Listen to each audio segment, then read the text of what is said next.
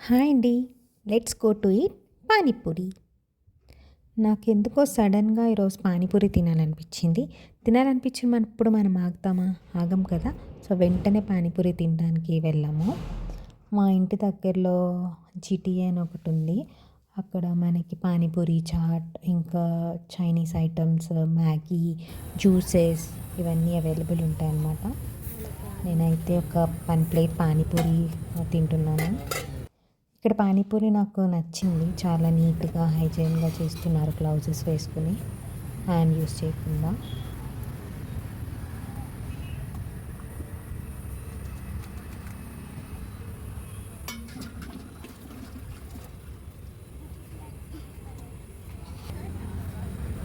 Taste కూడా చాలా బాగుంది. 1 ప్లేట్ పానీపూరి తిని నా క్రేవింగ్ సాటిస్ఫై చేసుకొని తిరిగి మేమైతే ఇంటికి రిటర్న్ అయిపోయాం.